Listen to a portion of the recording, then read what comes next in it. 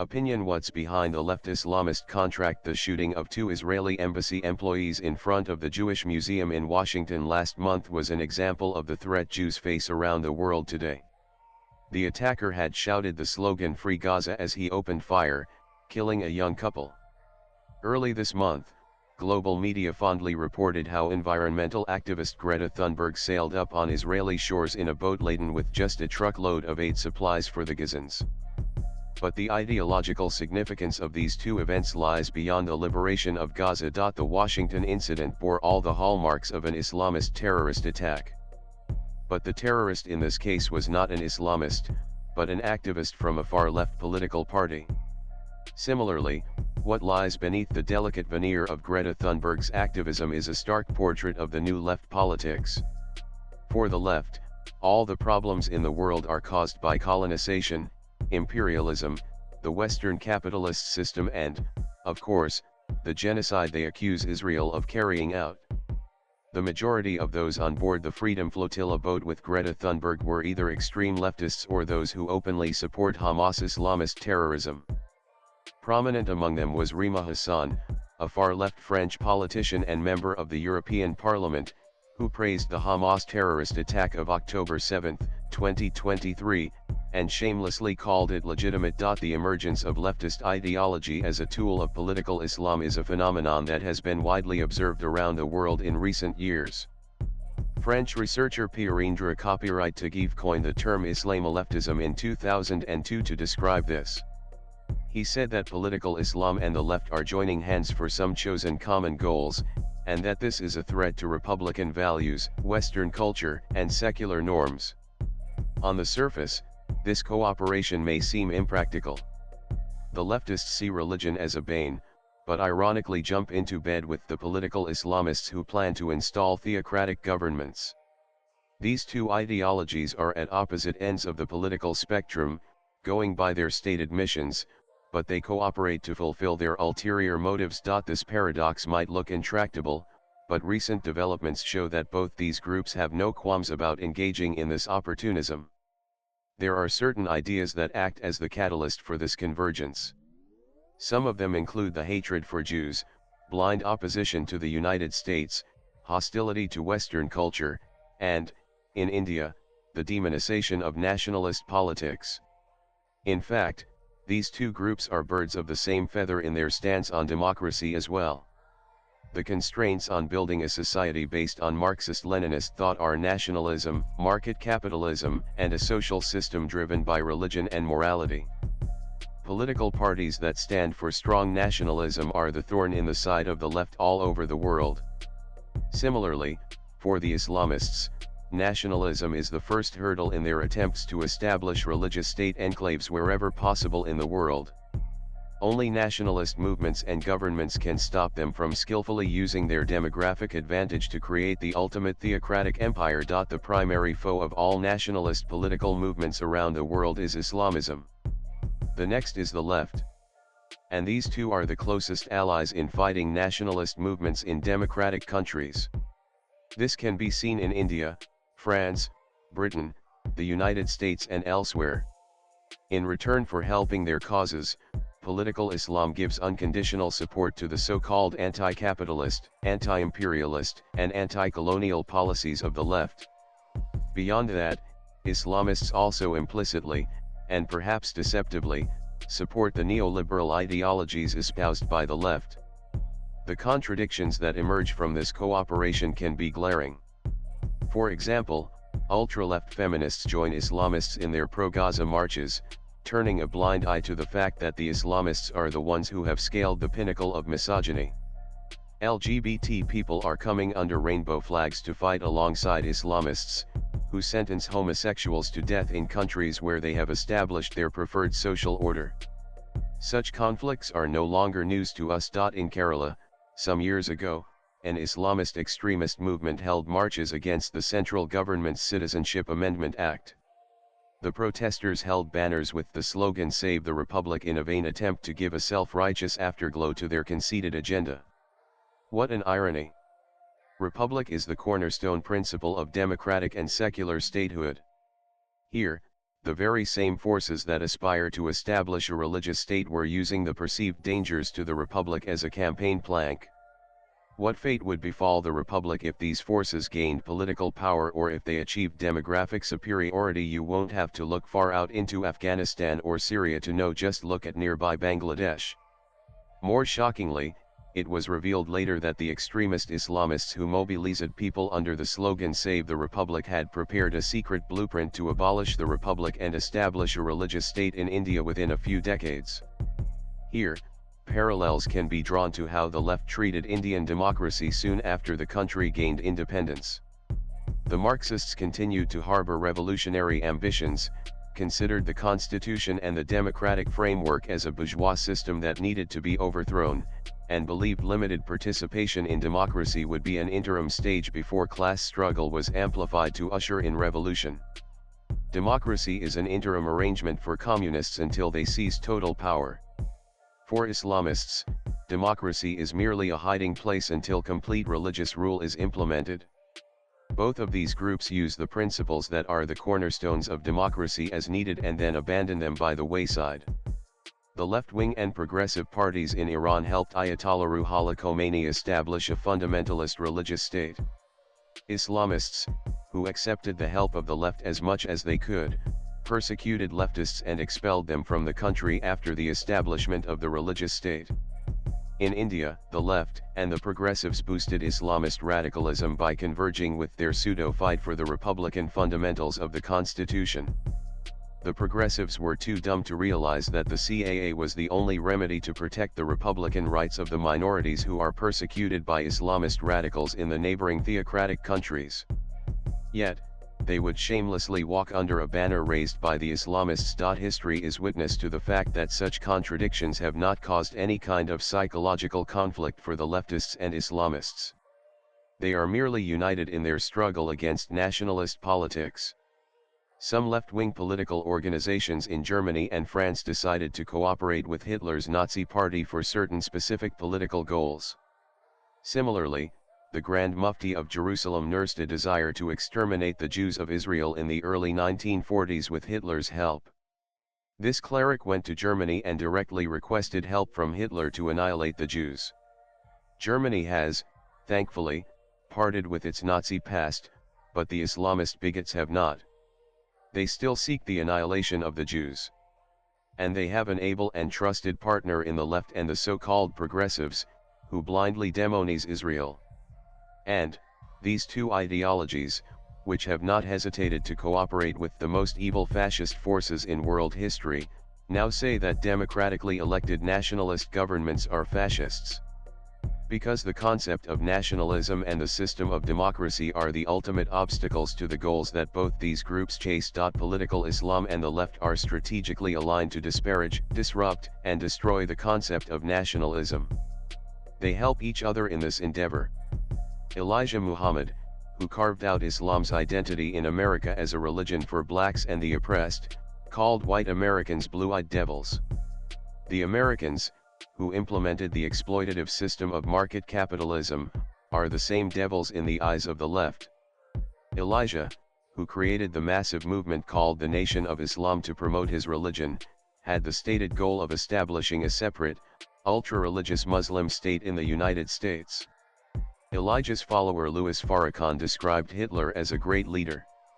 The accusation of racism or racial discrimination is a formula that can be used to oppose whites, Jews, and capitalists all at once. Elijah used the slogan of liberation from racial discrimination to foster the Islamist movement. This is the very foundation of the New Left, which argues that the Western world order and its cultural, economic, and political systems are based on racial and communal discrimination. Social justice is an aspirational goal, but for the far left and the Islamists, it's only a false, delusional, and deceptive vanguard that can be jettisoned at will at a later point. We saw this left-Islamist collaboration later during the Black Lives Matter movement. The leaders of this movement were those who described themselves as trained Marxists. This movement also used the same style and tactics as Islamist street revolutions seen in various countries in recent times. The BLM, which tried to overthrow the racist American system, was appealing to the Islamists who were eager to destroy the Judeo-Christian Western system. A handful of extreme left-wing members of the U.S. Congress representing the Democratic Party were the most vocal supporters of this neo-Marxist anarchist movement. Not uncharacteristically, they are also the ones who support fundamentalist Islamists in America and fan the flames of anti-Semitism. In Kerala, radical Islamist parties used sweet left-wing and progressive slogans to recruit non-Muslims who were at the bottom of the socio-economic system. The tactic was to use secular social justice slogans in the interim to gain momentum for movements that were formed with the ultimate aim of building a religious state. In a bizarre paradox, the left, which professes to eradicate religion, joins hands, as a temporary measure, with those who seek to build a religious state. The ultimate victims of this alliance are democracy, true secularism, individual freedom, and economic prosperity. Another stark irony of this left-Islamist alliance is that those who seek to implement religious dictatorships also praise communist dictators. Osama bin Laden and the communist autocrat of Venezuela are equally heroes for them. In India, the leftists and Islamists lead the campaign to oppose the ruling Nationalist Party on all fronts. In a recent controversy in Kerala, it was the leftists who took the lead in mocking the concept of Mother India on social media with astonishing aggression. That campaign started after the governor of Kerala garlanded the Bharat Mata portrait at a function at the Raj Bhavan, and one of Kerala's communist ministers boycotted the event over the niceties relating to the depiction of Mother India as a goddess. The concept and idea of Mother India is something that Islamist fundamentalists find hard to digest. The left knows that by making fun of that concept and image, they would win the votes and hearts of the Islamists. Their grandstanding on secularism is a smokescreen. There is no idealism that they would not hesitate to surrender at the altar of Islamism for crass political goals. It is curious to note that the left and Islamism began to fly the same flag at a time when democracy faced the greatest threat in history.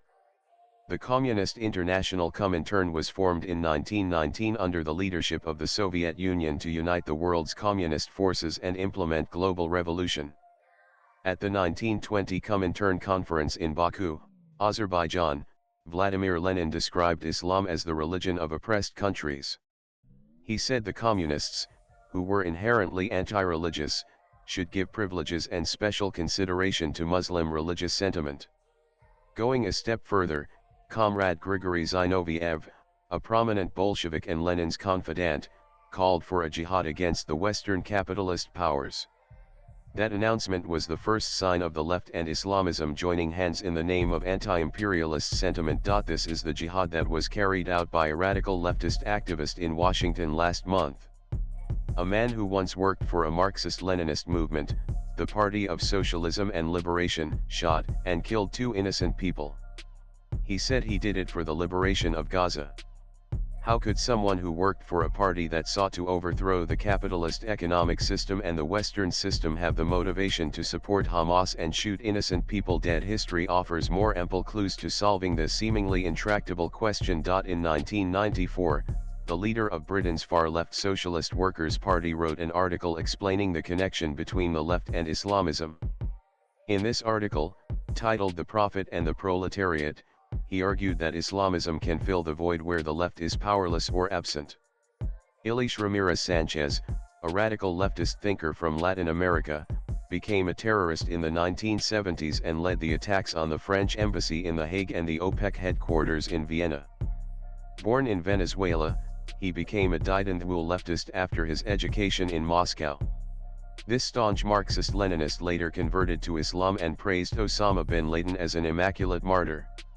Ramirez, who carried out hundreds of terrorist attacks around the world, said during his trial in France that no one else had killed more people than he for the liberation of Palestine. If his claim is taken literally, Hamas would be ashamed of the fact that it was a leftist fellow traveler who killed more Jews than they did. Michel Foucault, a prominent figure in the 20th century left-wing intellectual movement, was an ardent admirer of the Iranian religious revolution.